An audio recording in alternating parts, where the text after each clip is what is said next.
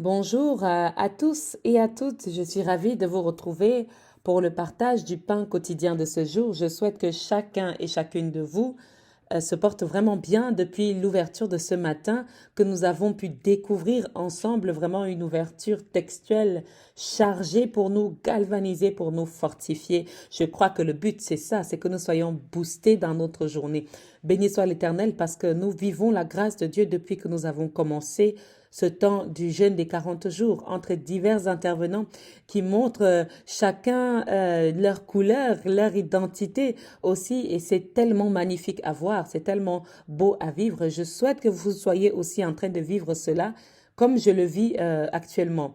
Béni soit l'Éternel qui te permet de me rejoindre dans le pain quotidien de 15 heures. Dispose-toi et nous allons le faire ensemble à travers le temps de la prière. Nous prions l'Éternel Dieu. Seigneur, nous te rendons grâce et te disons une fois de plus merci. Merci parce que tu nous rassembles dans ce temps fort appelé le pain quotidien. Nous comptons, Seigneur, que tu nous donnes le pain de ce jour, Père éternel, que tu nous rassasies dans cette nourriture spirituelle, que tu nous fortifies dans ce pain spirituel, que tu nous galvanises, que tu nous ouvres les yeux, que tu nous ouvres l'esprit et nous mettes dans une disposition parfaite, afin que nous puissions recevoir, Seigneur, tes révélations et ta manifestation. Oui, éternel Dieu, nous venons à toi avec sincérité de cœur. Envoie sur nous ton Esprit Saint, afin que celui-ci ouvre tous nos sens et nous aide à comprendre ta volonté. Merci, Père éternel, de me conduire, moi ta servante, dans le partage de ce pain quotidien, de parler en moi, de faire taire ma chair et que l'Esprit Saint de Dieu prenne contrôle et possession de toutes choses que je vais dire, afin que celle-ci soit pour la gloire de ton nom. Béni sois-tu, éternel Dieu, au nom de Jésus-Christ que nous avons prié. Amen, amen, amen. Je souhaite que chacun de vous soit maintenant prêt à recevoir notre temps où nous allons partager cette réflexion autour des portes professionnelles.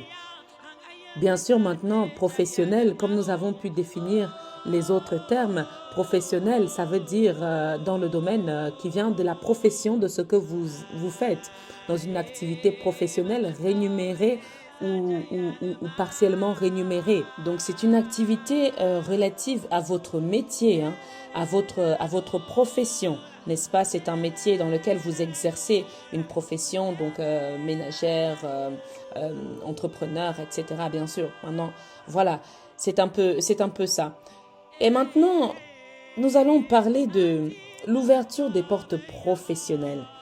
Alors, vous l'aurez compris, hein, cette première semaine, nous ouvrons beaucoup de choses. Nous disposons beaucoup de choses. Et nous allons comprendre pourquoi, bien sûr. Nous allons commencer par se dire que beaucoup de choses dans la vie du chrétien lui échappent à cause d'un phénomène que l'on appelle l'ignorance. L'ignorance entraîne parfois le croyant à ne pas vivre pleinement sa grâce avec Dieu. Et nous, dans ce ministère de la clinique spirituelle, nous parlons souvent du croyant. Bien sûr, il y a cette notion du chrétien parce que nous sommes d'abord, n'est-ce pas, chrétiens, mais il y a cette notion du croyant qui nous intéresse vraiment pour toucher toutes les personnes qui nous écoutent, qu'il n'y ait pas de frontières religieuses, mais qu'il y ait une communion de l'esprit dans le message que nous partageons. Alors l'ignorance entraîne parfois le croyant à ne pas vivre, comme je l'ai dit, dans la grâce de Dieu. Osée chapitre 4, verset 6 nous le dit, « Mon peuple périt faute de connaissance ». Cela veut dire quoi? C'est que nous mourrons en réalité, nous mourrons faute de connaissance, parce que nous n'avons pas la connaissance des choses et nous sommes là, nous ne sommes pas actifs, nous sommes inactifs, nous sommes des passifs. Et Osée le compare à la mort. Amen. Le fait de ne pas chercher à connaître nous entraîne dans cet état de mort, de passivité. L'ignorance ne peut plus avoir une aussi grande emprise sur nous actuellement. Ce n'est plus possible que l'ignorance ait de l'emprise sur nous avec tous les moyens que nous avons à disposition pour apprendre, pour s'informer, pour s'exercer. Amen. N'est-ce pas? Commençons ensemble donc maintenant à chercher à comprendre les choses, à comprendre le monde qui nous entoure, notamment dans le domaine professionnel. Parce que beaucoup de choses dans le domaine professionnel nous échappent à cause de cette ignorance, à cause de ce manque d'information. Et ce n'est pas que l'information n'est pas disponible, elle est disponible, mais nous, parfois croyants, nous n'allons pas la chercher. Amen.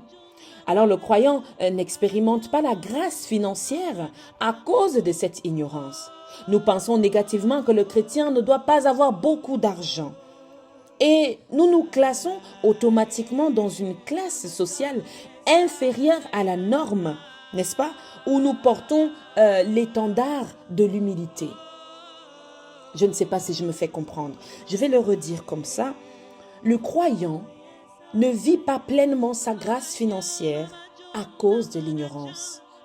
Nous pensons, et de façon négative, que le chrétien ou le croyant ne doit pas avoir beaucoup d'argent.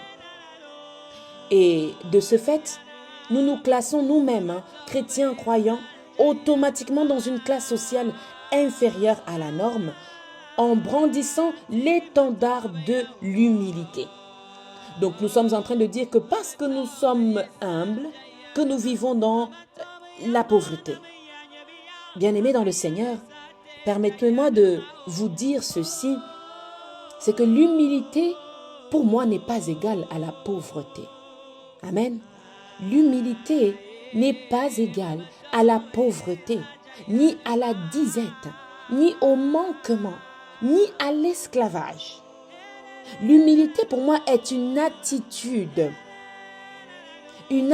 à adopter, à avoir. C'est un mode de vie à adopter dans les différentes circonstances de notre vie. Et l'humilité n'est pas une étiquette à un groupe de personnes qui vit dans la disette, qui vit dans le tiers-monde, qui vit dans la pauvreté, qui vit dans le manquement. Ce n'est pas une étiquette que l'on colle sur un produit de personne, c'est une attitude à avoir en toutes circonstances. Nous avons déjà dit pour ceux qui souhaitent vraiment suivre des enseignements et en garder la compréhension, prenons des notes. C'est très important. Nous croyons, nous avons réellement le besoin de renouveler notre pensée. Nous devons renouveler notre pensée parce que cette pensée de pauvreté, d'humilité n'est pas la pensée de Dieu. Et nous devons nous accorder à la pensée de Dieu, car Dieu a pensé pour nous.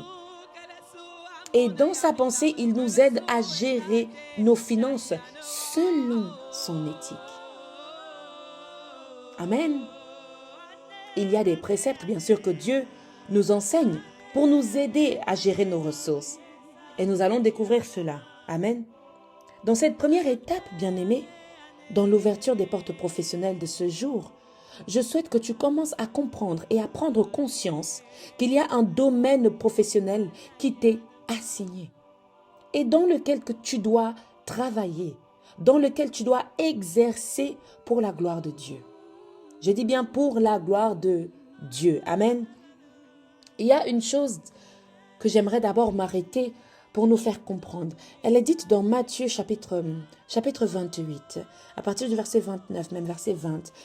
La Bible dit « Allez et faites de toutes les nations des disciples, les baptisant au nom du Père, du Fils et du Saint-Esprit, et enseignez-leur à observer tout ce que je vous ai prescrit, n'est-ce pas? Et voici, je suis avec vous tous les jours jusqu'à la fin du monde. » Pourquoi est-ce que je veux nous parler de ce passage bien-aimé dans le Seigneur? Il y a quelque chose qui se passe dans le « aller vers toutes les nations ».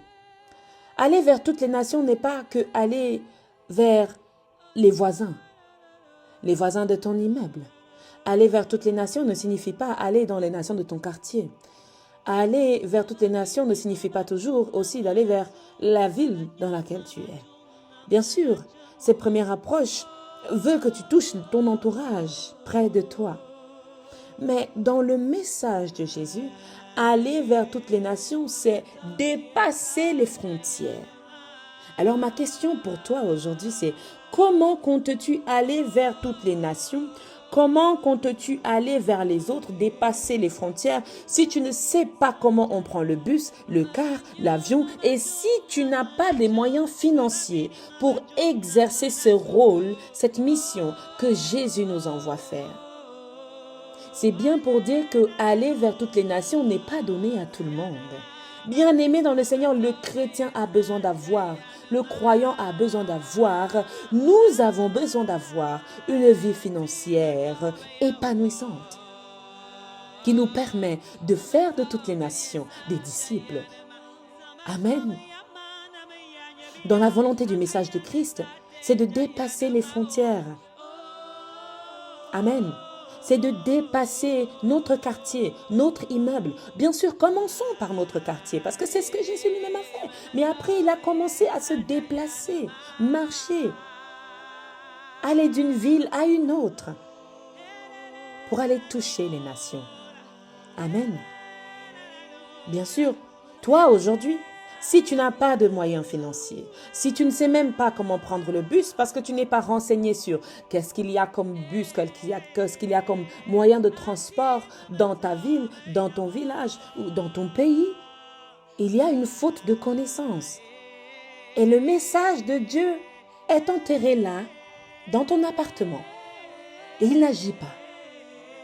Amen. Allez dans toutes les nations et faites des disciples, n'est-ce pas? Il y a aussi une deuxième chose. Dans le verset 20 de ce même chapitre de 28 du livre de l'évangile de Matthieu, « Enseignez-leur ce que je vous ai prescrit. » Je me demande, qu'est-ce que nous enseignons si nous-mêmes nous ne prenons pas la peine d'être enseignés? Si nous-mêmes nous ne prenons pas la peine de nous exercer à être compétents dans un certain domaine? Et voici là où ça rejoint la porte professionnelle. Qu'est-ce que nous allons enseigner? Parce qu'il y a l'enseignement même direct à vos enfants. Qu'est-ce que nous enseignons à nos enfants si nous-mêmes nous n'avons pas pris la peine d'être enseignés sur ce que c'est que l'éducation?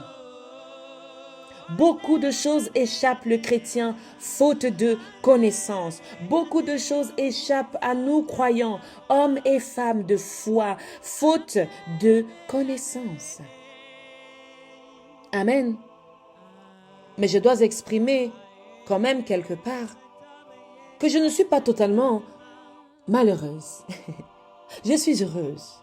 Je suis heureuse de savoir que les femmes aujourd'hui et les hommes de Dieu s'engagent réellement à défendre l'image des serviteurs de Dieu lorsqu'ils vont dans des écoles, dans des facultés, des universités pour leur instruction. Certains même, pour défendre cette image de Dieu, vont se mettre d'abord à travailler eux-mêmes pour la stabilité de leur situation financière et maintenant aller dans une église pour leur mission, leur ministère spirituel. Amen. Anciennement, on disait que les gens devenaient des pasteurs, n'est-ce pas? Parce qu'ils n'ont pas fait d'école. Et ils devenaient des pasteurs pour recevoir de l'argent facilement. C'est pourquoi je disais, je ne suis pas totalement malheureuse. Je suis aussi malheureuse de voir qu'il y a l'image des serviteurs et des servantes de Dieu qui est tachée à cause de ceux-là qui ne cherchent pas à s'instruire. Alors quel message de Christ enseignons-nous si nous ne sommes pas d'abord enseignés nous-mêmes? Si nous n'avons pas reçu l'instruction nous-mêmes? C'est important que lorsque nous parlons, et que nous parlons devant bien sûr les hommes, que ces hommes sachent que nous parlons de Dieu et que Dieu n'est pas une chose aussi facile, que nous avons été dans des instituts et dans des écoles et que nous parlons de Dieu non seulement parce que nous avons reçu ce diplôme donc qui qualifie notre intellect, mais aussi parce que le spirituel, la présence de l'Esprit Saint de Dieu nous enseigne de marier ces deux compartiments pour la gloire de notre Dieu. Je suis donc heureuse de voir que beaucoup d'hommes de Dieu agissent véritablement comme ça aujourd'hui et cherchent à s'instruire, n'est-ce pas, pour faire changer la vision de la chose de Dieu aujourd'hui. Alors, je souhaite que le croyant commence réellement à prendre conscience qu'il ne peut plus demeurer dans l'inactivité et espérer vivre une vie épanouissante. Amen. Parce que le monde d'aujourd'hui est un monde qui bouge. Le monde d'aujourd'hui est un monde qui est actif. Alors si nous voulons, nous aussi, être dans cet épanouissement financier, je veux dire, nous ne pouvons pas être dans l'inactivité. Amen. Il va nous falloir bouger les choses. Je vais d'abord parler aujourd'hui à ceux qui n'ont pas d'activité professionnelle, n'est-ce pas? Je vais dire à ceux qui n'ont pas d'activité professionnelle, soyez les bienvenus. Amen. Soyez les bienvenus. Car je vais vous faire comprendre quelque chose. C'est que vous pensez que vous n'avez pas d'activité professionnelle alors que vous avez une activité professionnelle. Vous pensez que vous n'avez pas d'activité professionnelle parce que vous ne connaissez pas les racines de l'activité professionnelle que vous exercez maintenant. Amen. Je vais te dire que le fait que tu n'as pas d'activité professionnelle est une activité qu'on appelle être au chômage. Le chômage est ton activité professionnelle. Amen. Et le chômage est ton chef en ce moment. Le chômage est ton boss en ce moment. Le chômage est ton employeur en ce moment. Bien-aimé, ne sois pas frustré. Je veux t'amener dans une vérité. Ne sois pas dépassé. Je veux t'amener à comprendre une vérité. C'est que le chômage est ton chef en ce moment. Et laisse-moi te dire que tu vas devoir demander au chômage de se disposer car Dieu entre maintenant dans cette entreprise du chômage qui embauche les gens sans que les gens ne soient au courant. Amen. Je vais le redire. Tu vas devoir demander au chômage de se disposer car Dieu entre maintenant dans cette entreprise du chômage qui embauche les gens sans que les gens ne soient au courant. Tu vas devoir parler à cet esprit du chômage et lui prévenir que tu entres en jeûne. Dis au chômage, j'entre en jeûne. Chômage technique, n'est-ce pas? Chômage même depuis ton chômage là. Chômage partiel. Dis à cet esprit, préviens à cet esprit que tu entres en jeûne, qui va avoir chaud. Amen. Nous avons dit hier qu'il est important de disposer son entourage au jeûne. Bien sûr, sans toutefois le crier sur tous les toits des maisons ou même l'écrire sur notre front, mais de travailler en priant pour ces domaines que nous appelons des portes dans le contexte de ce jeûne, afin que ces portes soient disposées à recevoir la présence de Dieu. Bien-aimés dans le Seigneur, avant qu'un invité arrive à la maison, n'est-ce pas, tu vas prévenir le maître de maison. C'est-à-dire quoi? Toi, femme qui sais qu'un invité arrive dans la maison, tu dois prévenir ton époux qui est le maître de la maison. Même ton époux, lorsqu'il sait qu'il y a un invité qui arrive dans la maison, prévient l'épouse qu'il y a un invité qui arrive dans la maison. Afin que, qu'est-ce qui se passe? Afin que la maison soit disposée.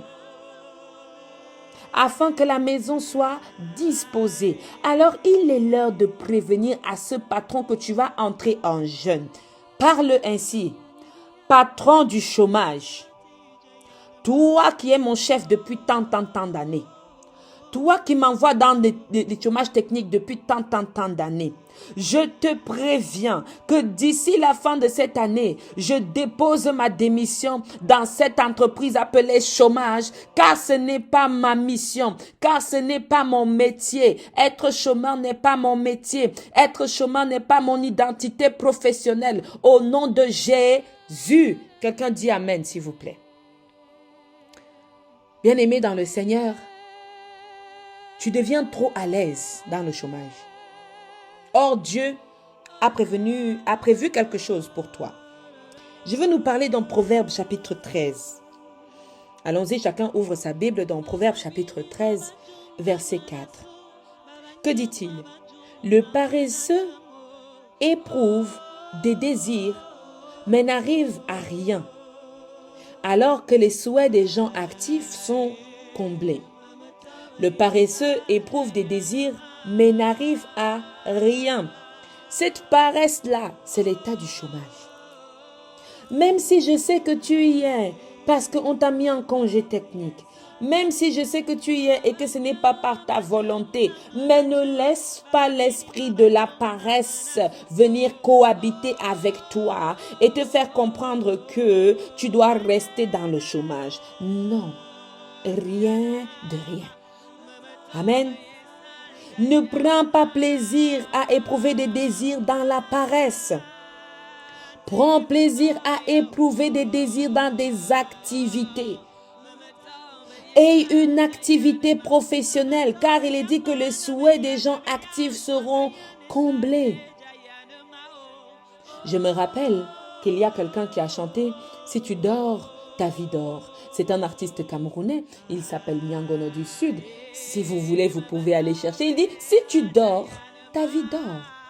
C'est une chanson qui est un peu simpliste comme ça, mais je trouve qu'il a raison dans l'essence de son message. Quand il dit « Si tu dors, ta vie dort », il fait référence aux paresseux. Aux paresseux qui, pendant son sommeil, rêvent de plusieurs choses. « Oh, je vais voyager, je vais faire ci. » Mais sa vie aussi dort. Ce ne sont que des désirs qu'il éprouve. Ce ne sont pas des actions qu'il fait. Amen. Bien-aimés dans le Seigneur, Proverbe nous le dit clairement. Mais il le dit encore quelque chose dans le verset 24 du chapitre 12. Il dit « Ceux qui travaillent beaucoup s'assurent la direction des affaires, mais les nonchalants seront réduits à l'esclavage. » Amen. Les nonchalants seront réduits à l'esclavage. Si quelque part, tu sens que tu es esclave, pose-toi des questions. Posons-nous des questions. Amen. Sur l'état de cet esclavage. Sur cet état professionnel qui nous réduit à l'esclavage. Finalement, le chômage, l'inactivité, la nonchalance, la paresse fait de toi un esclave. Alléluia. Bien-aimés dans le Seigneur, nous allons aussi regarder le côté des travailleurs. Priez pour disposer les portes du travail à recevoir la présence de Dieu. Je le redis encore, à recevoir la présence de Dieu. Regardons cette image que je veux vous communiquer. Vous habitez dans une maison. Cette maison a plusieurs compartiments. Et voici, on vous annonce qu'un grand invité va venir. Vous allez faire quoi, bien-aimés? Nous l'avons dit tout à l'heure, vous allez commencer par nettoyer, n'est-ce pas?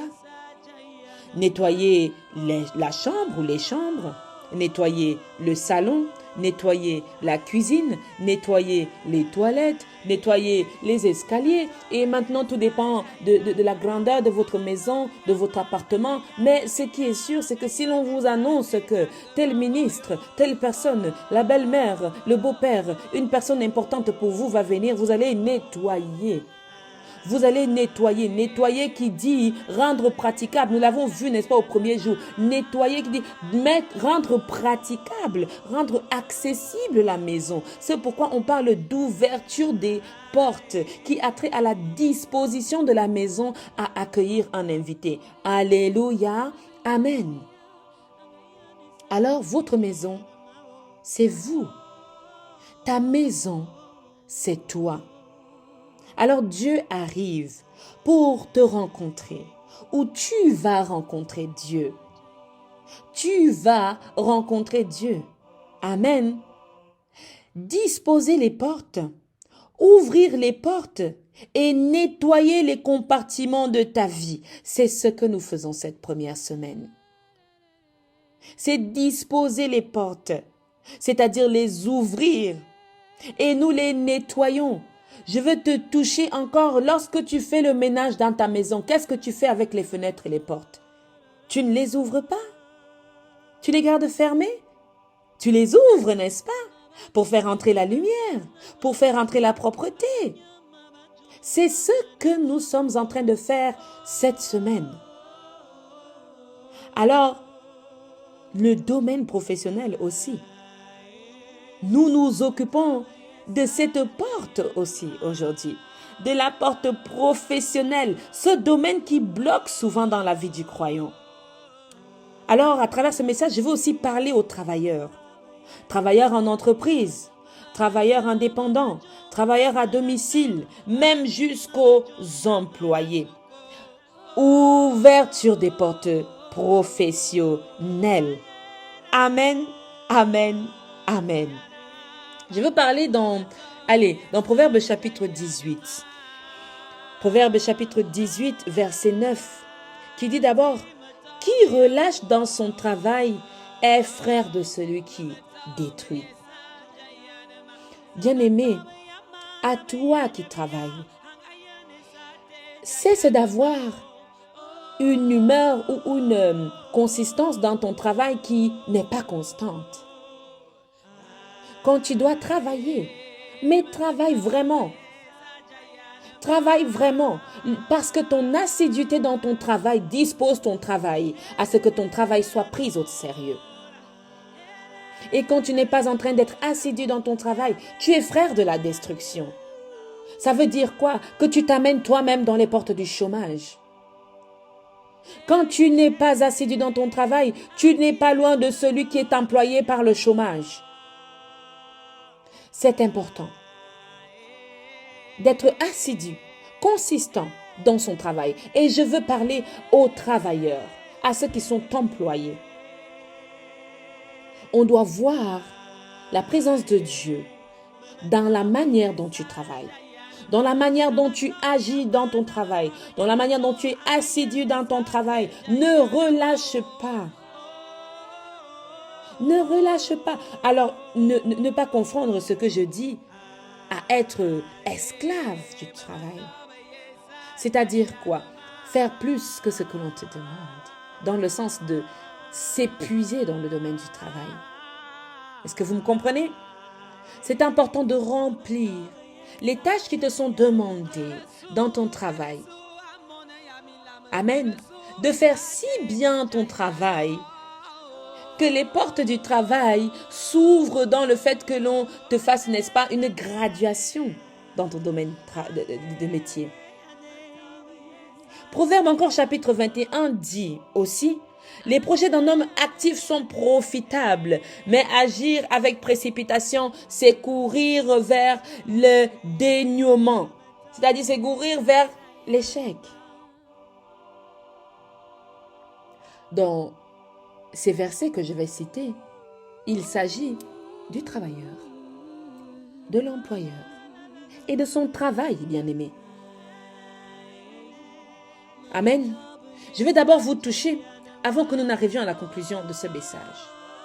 Les projets d'un homme actif sont profitables. Nous l'avons entendu et reçu tout à l'heure, qu'il faut être actif parce que la main active enrichit. Je cite Proverbe chapitre 10, verset 4.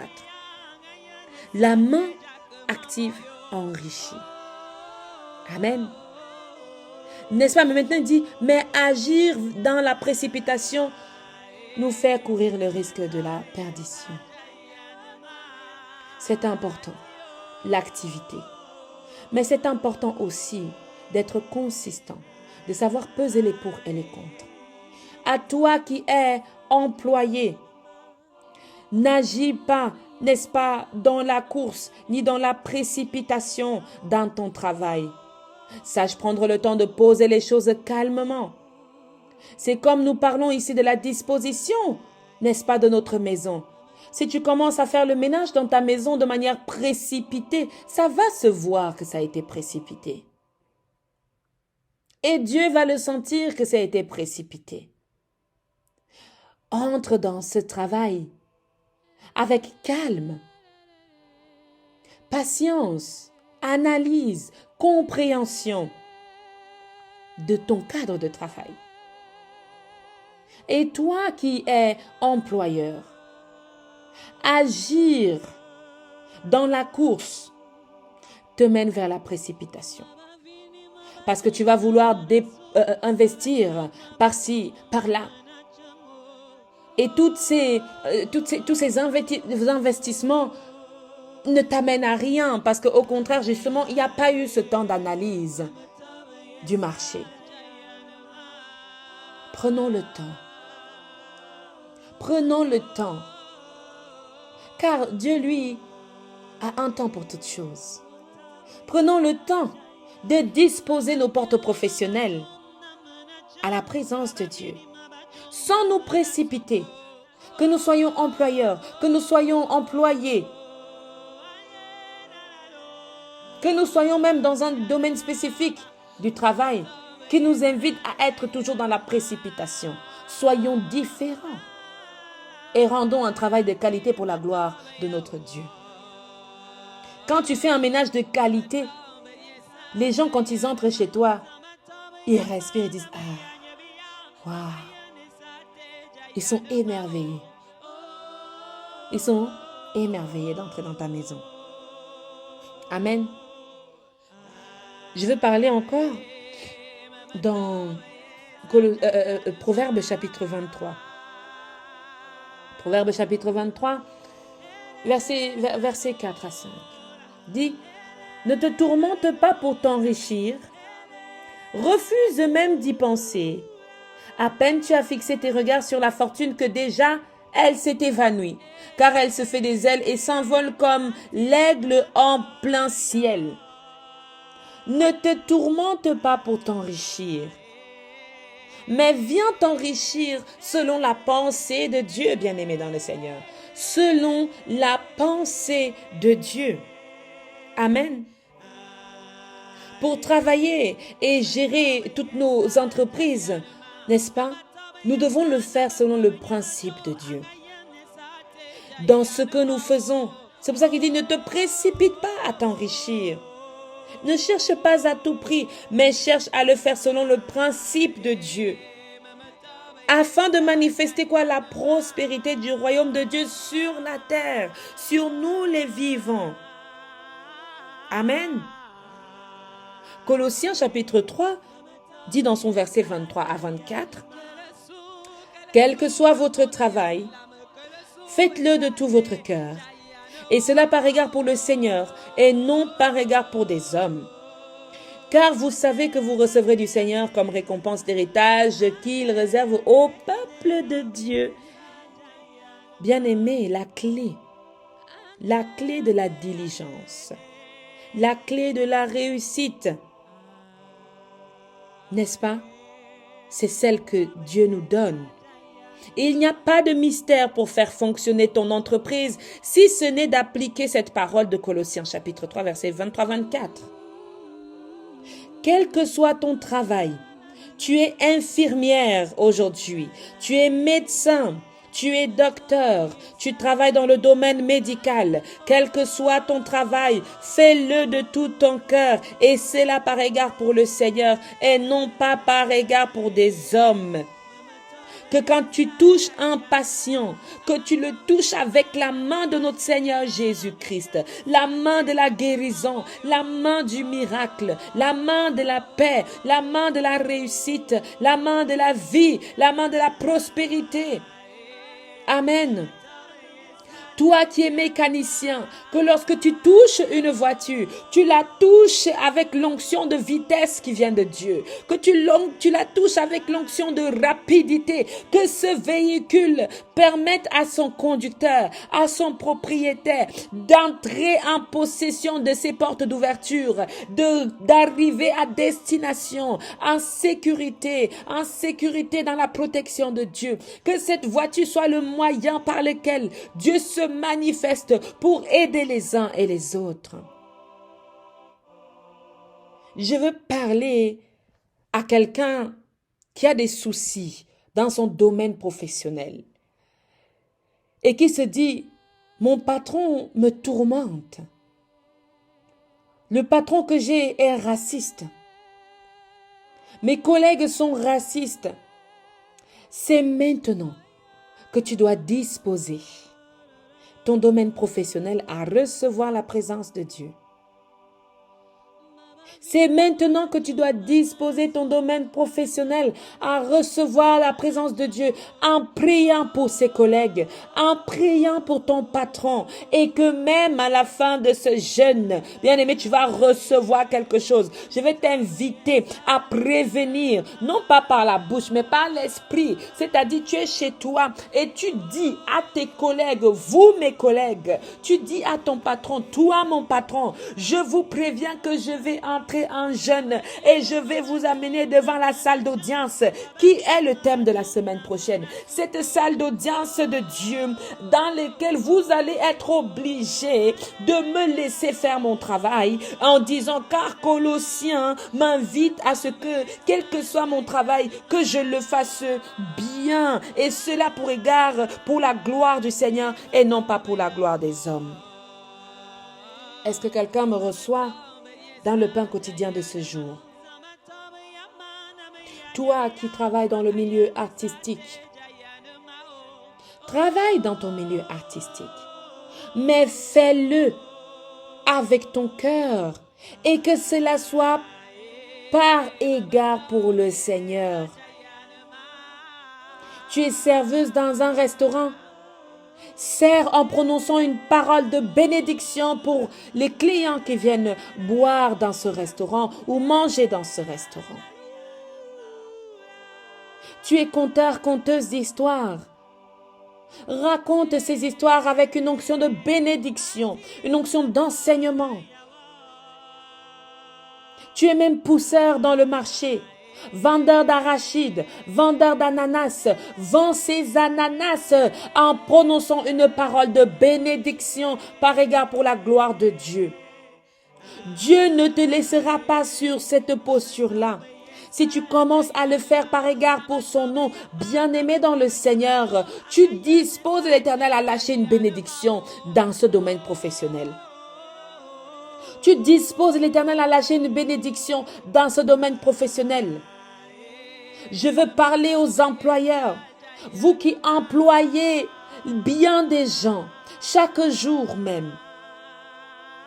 Employez-les avec la puissance et la présence, le discernement de Dieu, afin que votre entreprise progresse, afin que votre entreprise évolue. N'emploie pas quelqu'un pour l'exploiter, car cela n'est pas pour le Seigneur, car le Seigneur n'approuvera pas cela, et le Seigneur ne permettra pas que cette entreprise évolue si tu utilises les gens, si tu manipules les gens. Je veux te parler à toi qui passe ton temps à manipuler les gens. Il y a des gens ici, n'ont même pas d'entreprise. Mais les gens travaillent pour eux. Parce qu'ils ont décidé de ne rien faire de leurs propres mains. Et parce qu'ils sont soi-disant en Europe. Ils ont soi-disant une vie en Europe. Ils s'asseyent pour utiliser les gens qui viennent de l'Afrique. Pour leurs besoins personnels. Bien-aimé, si tu reçois mon message, tu penses que tu vas aller où avec ça? Penses-tu que tu vas aller loin avec ça? Dieu est un Dieu de justice. Dieu est un Dieu de justice. Aie peur de la main de justice de Dieu qui va te frapper. Commence toi-même à travailler. Arrête d'utiliser les gens. Arrête d'utiliser les enfants d'autrui. Il y a des gens qui sont dans leur mariage. Oh my God! Ils sont dans leur mariage comme s'ils étaient dans une entreprise professionnelle. Ils sont utilisés dans leur mariage. Je veux parler à ces hommes, à ces femmes qui utilisent leur partenaire dans leur mariage. Ta femme n'est pas ton employé. Je ne suis pas ton employé. Ton homme n'est pas ton employé. Je ne suis pas ton employé. Au nom de Jésus-Christ, ta femme est ton épouse. Ton homme est ton époux. L'un n'a pas employé l'autre. Vous vous êtes mariés.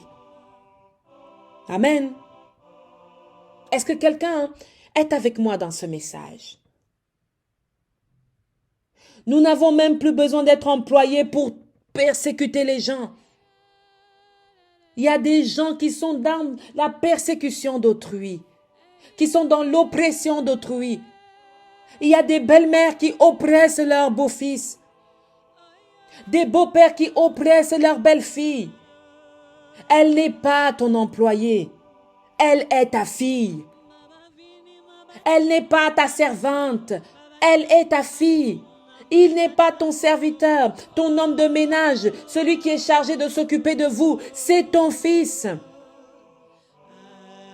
Bien-aimé dans le Seigneur, le domaine professionnel, comme vous l'avez entendu, s'étend sous beaucoup de choses.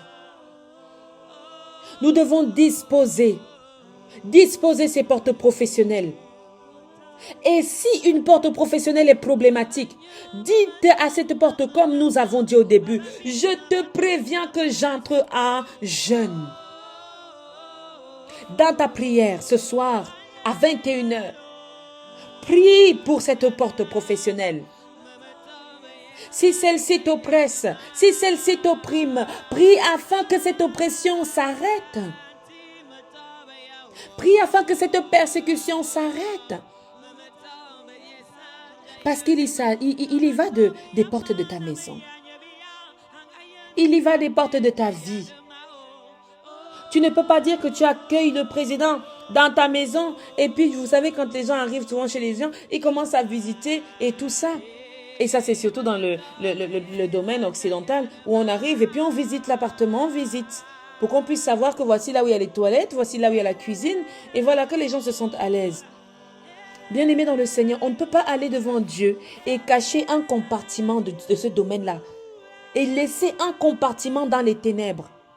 Ne te dis pas que non, mon mariage ça va, je peux m'en sortir alors que ça ne va pas. Tu caches à Dieu qui arrive dans ta vie, à Dieu que tu vas rencontrer le compartiment le plus ténébreux de ta vie. Ça ne peut pas continuer comme ça. Il va falloir que nous disposions toutes ces différentes portes, qu'elles soient problématiques ou non, à recevoir la présence de Dieu.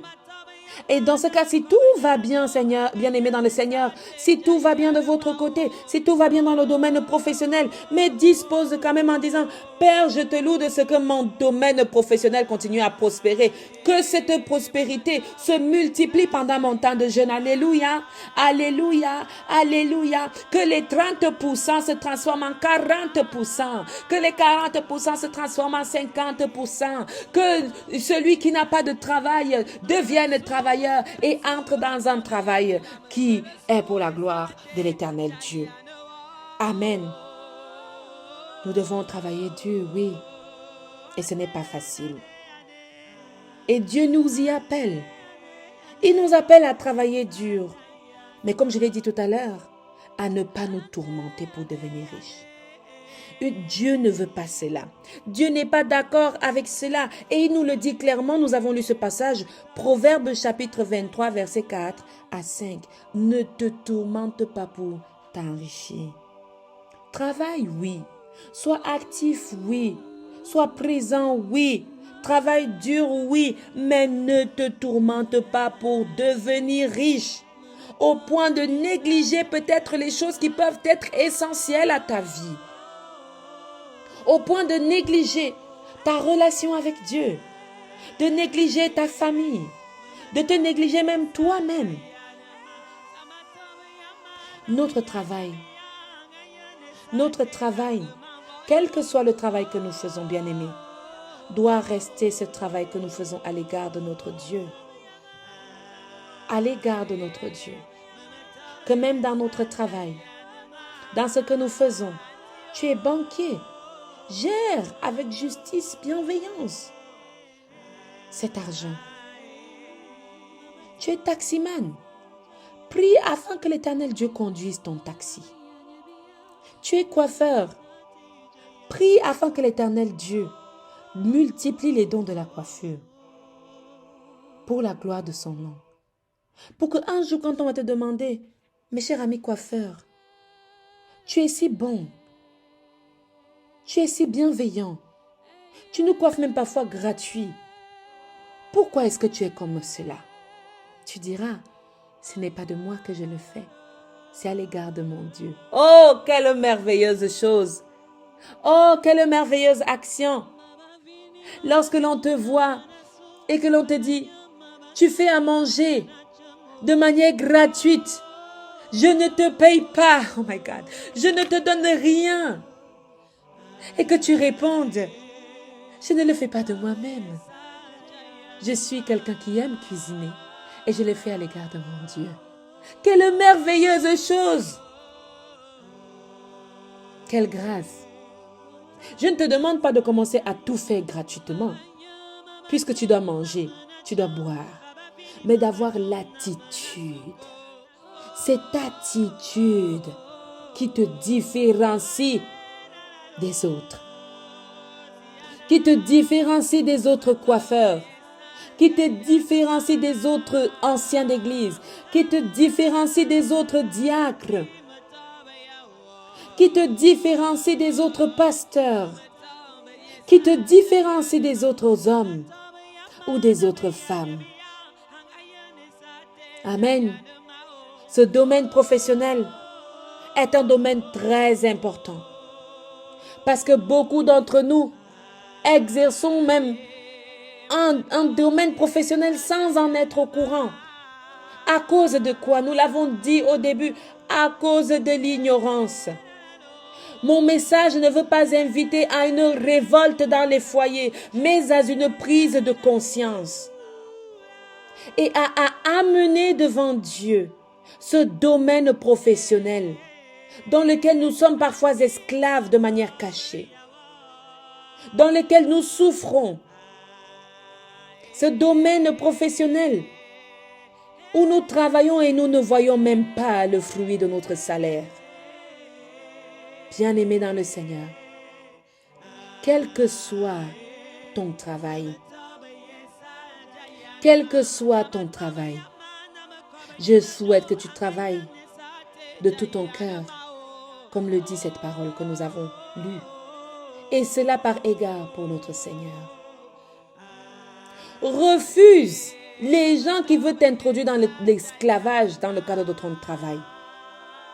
Parce que je connais aussi ceux-là qui, quand ils travaillent, ils sont tellement bienveillants dans leur travail qu'on leur dit, est-ce que normalement tu commences le travail à 8h30? On leur dit, est-ce que tu peux arriver à 8h25? Ensuite tu arrives à 8h20. Ensuite tu commences à arriver à 8h15, 8h10, 8h.